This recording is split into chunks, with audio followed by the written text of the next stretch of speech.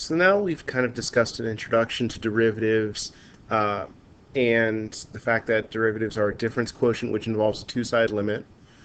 We can talk a bit more about the idea of differentiability, which is that the derivative exists.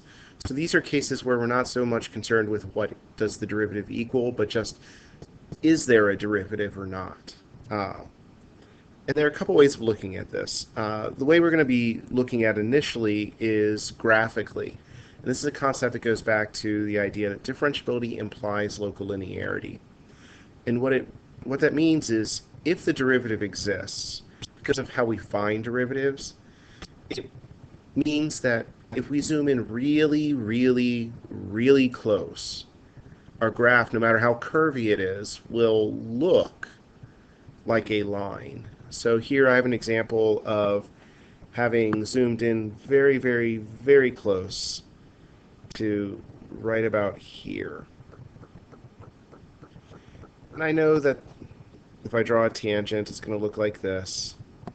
Well, here I zoomed in very close, and when I did, if you'll notice, my green tangent is looks almost the same as the piece of curve I can actually see. It's very hard to see that it's curving. It looks like a line. And that's kind of initially how we're going to be looking at differentiability. This idea comes up later when we talk about using derivatives and tangent lines to estimate function values as well. So instead of talking so much about how a derivative exists, it's a little bit easier to talk about how a derivative can fail to exist. So remembering that the derivative f prime or df dx or d dx of f of x or any of our other notations is the difference quotient. It is a two-sided limit, and we learned with limits there are two ways that a two-sided limit, even as a difference quotient, can fail to exist. The first being the left and right hand limits, or left and right hand derivatives, are different. And we looked at this in one of the earlier videos in this playlist. The second is if the derivative is going off to positive or negative infinity. What this tells us is that we are getting vertical,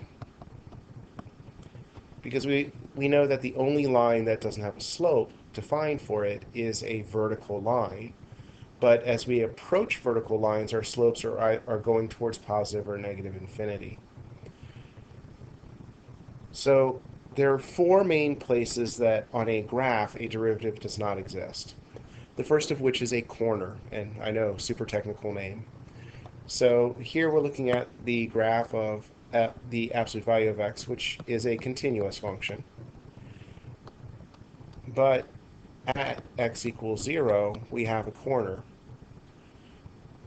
And what's happening with a corner is that the left-hand derivative does not equal the right-hand derivative. An absolute value is a great one to look at this because it's very easy to see. To the right, our derivative would be 1. To the left, our derivative is negative 1. So at 0, the left-hand derivative and right-hand derivatives do not match. So when at x equals 0, we would say f is not differentiable. Related to corners are our second type, which are called a cusp. To give a better idea of what this looks like, a cusp looks like how, as a little child, you would draw birds like this. A cusp is this point right here.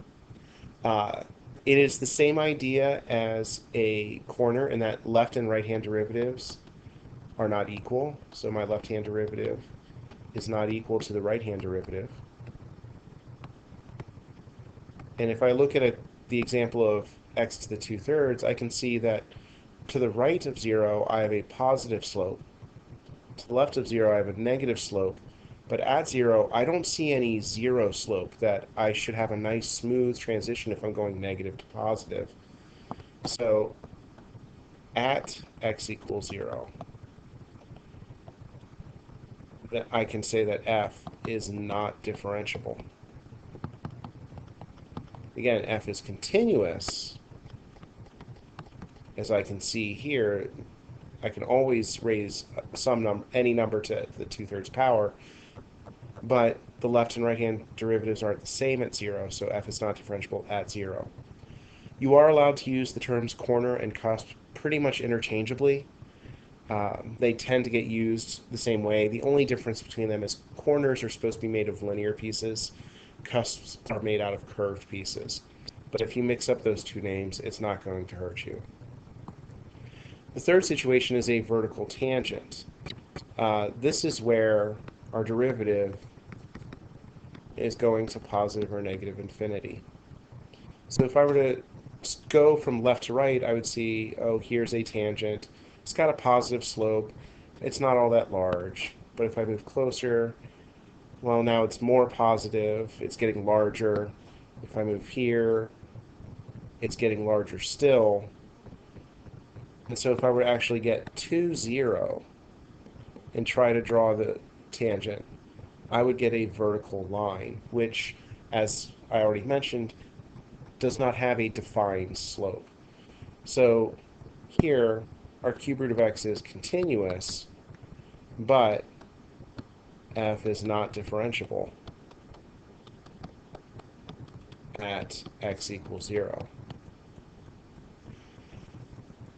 Vertical tangents, thankfully, are kind of rare, and those are going to have to wait a little bit until you learn some shortcuts for finding derivatives to make it a little bit easier to calculate these algebraically. So they can be a little tough to spot on a graph. Our final place that on a graph that a function is not differentiable is at a discontinuity. So here I have the graph of -1 when x is less than 0, +1 when x is greater than or equal to 0. And the issue here is it's a little bit tougher to talk about because it's a little bit of a combination of the limit equaling positive negative infinity or the limit left and right hand limits not being the same. And what it's related to is that if I wanted to draw a tangent or the tangent at 0, there should only be one line that I could call the tangent. But I could draw this as the tangent. I could draw this as the tangent. I could even draw a vertical line as the tangent. The issue here is at a discontinuity, and it doesn't matter what type of discontinuity, at any discontinuity, I cannot draw one tangent and say that is the tangent. So there's no single slope that I can say is the slope of the tangent or the derivative. So again, here we would say that f is not differentiable at x equals 0.